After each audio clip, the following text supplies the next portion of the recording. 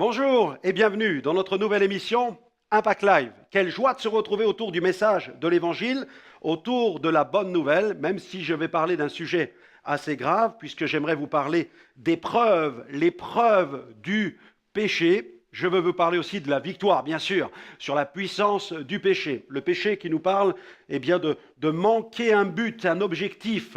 Dieu nous a créés pour un but, c'est le connaître. À cause du péché, nous sommes sortis de cette trajectoire, nous avons dévié de ce but originel. Et puis, péché, c'est aussi transgresser les lois de Dieu. Parce que nous ne connaissons pas Dieu, nous ignorons sa parole, donc ses commandements, et nous sommes à côté, nous sommes des transgresseurs de la parole de Dieu.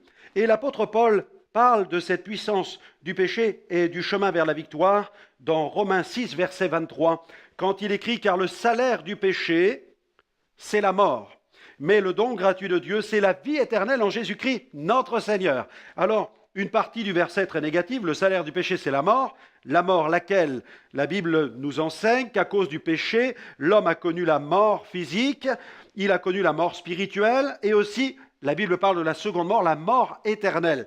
Mais le don gratuit de Dieu, c'est la vie éternelle en Jésus-Christ. La puissance de vie de Dieu qui vient transformer notre existence et nous remplir de la vie que le Dieu Tout-Puissant désire déverser dans notre existence. À Dieu soit la gloire. Il y a donc de l'espoir pour triompher de la puissance du péché. Allez, on marque tout de suite une pause avec le groupe Impact qui chante sur cette question d'une vie que Dieu a le pouvoir de transformer. On les écoute et on se retrouve tout de suite.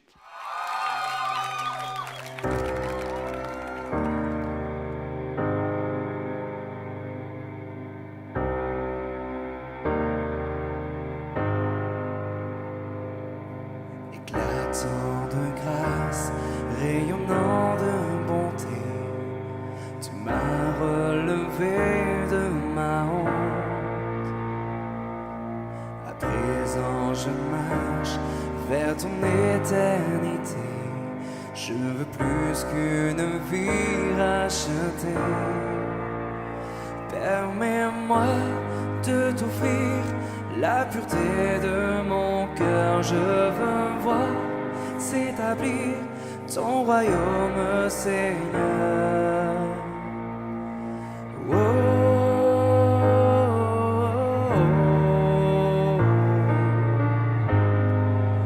oh, oh, oh.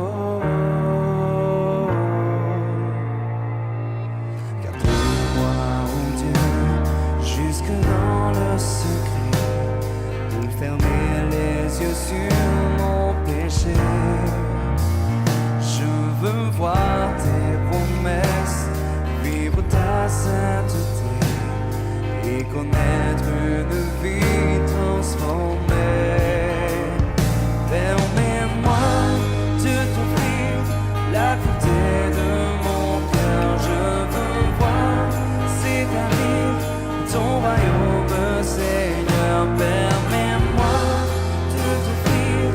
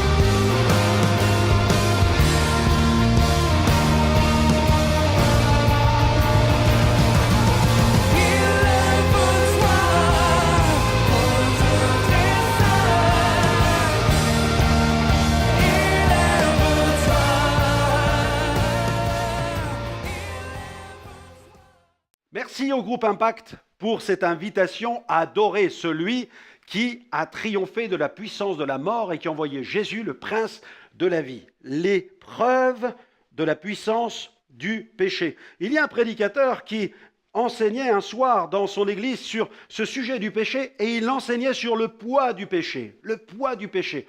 Et un homme a pris la parole en public en disant « Mais moi, monsieur, c'est très intéressant ce que vous dites, mais je ne ressens pas du tout le poids du péché sur ma vie. » Cet homme n'était pas chrétien et il intervenait en public de cette manière. Et le pasteur lui a répondu, il lui a dit « Mais imaginez quelqu'un qui est mort. Vous mettez sur lui un gros poids, vous mettez un gros poids en fonte sur son ventre, il ne sentira rien non plus parce qu'il est mort. Quelqu'un qui est mort dans ses péchés ne sent pas véritablement le poids du péché. Le seul qui ait senti ce poids du péché, c'est Jésus, qui lui, saint, sans péché, est venu sur la terre et est mort sur la croix pour nos péchés. Il a porté sur lui la peine de tous nos péchés, alors qu'il n'avait jamais commis un seul péché dans son existence. Le péché est une puissance invisible. On n'en sent pas le poids, on ne le voit pas, un peu comme cet accident qui s'est produit à Tchernobyl en 1986, où il y a eu cette catastrophe nucléaire avec cette radioactivité qui a été libérée. Personne ne l'a vue, cette radioactivité. Et pourtant, elle a causé des dégâts terribles dans la nature, mais aussi dans la vie humaine, développant de nombreux cancers à la suite de cette pollution radioactive. Eh bien, la Bible nous dit aussi que si le salaire du péché, c'est la mort, alors que nous n'en voyons pas les conséquences, elle nous dit aussi la vie éternelle, c'est le don gratuit que Dieu veut nous donner. Notre nature est pécheresse. Notre nature est pécheresse. David le dit, ma mère m'a conçu dans le péché. Ce sont les preuves du péché. Nous avons été conçus dans le péché dès l'enfance même. Nous voyons les signes du péché chez les tout-petits avec leurs caprices, leur colère, leurs mensonges.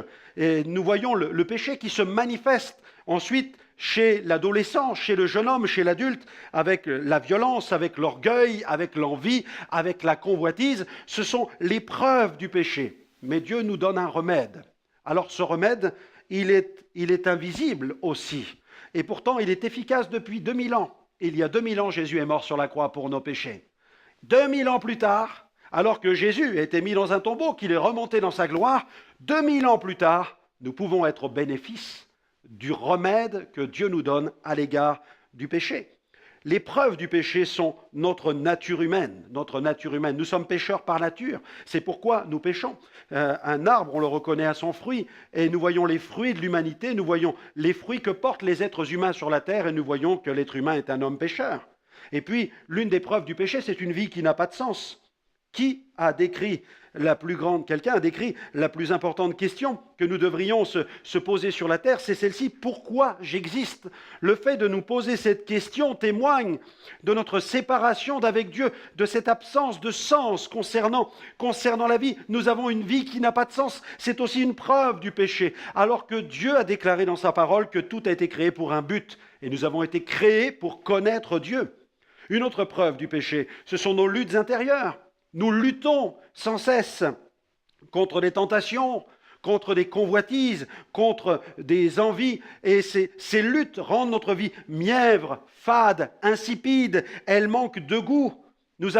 L'être humain porte en lui des rêves inaccessibles. Il est animé par de vaines ambitions. Il est torturé par une profonde insatisfaction. Et Jésus déclare à ceux qui croient en lui, il leur dira, vous êtes maintenant le sel de la terre. C'est vous qui allez donner du goût à l'humanité. Les chrétiens ont trouvé le sens à leur existence. Parce que Jésus est venu faire sa demeure dans leur existence. Et puis, plus terrible encore, il y a l'amour du péché qui est une autre preuve du péché, l'amour du péché. Non seulement certains commettent des péchés malgré eux, et ils en souffrent, et ils n'ont pas toujours conscience que ce sont des péchés qu'ils commettent, ils n'ont pas conscience de désobéir à Dieu, de transgresser les commandements de Dieu, mais plus terrible encore, d'autres commettent des péchés et ils aiment ce qu'ils font. Ils ont l'amour de leur propre péché. Ils sont tentés de pécher et ils aiment ce qu'ils font. Ils aiment commettre leurs péchés. Ils se repaissent même des péchés qu'ils commettent. C'est pourquoi sur eux pèse une terrible condamnation.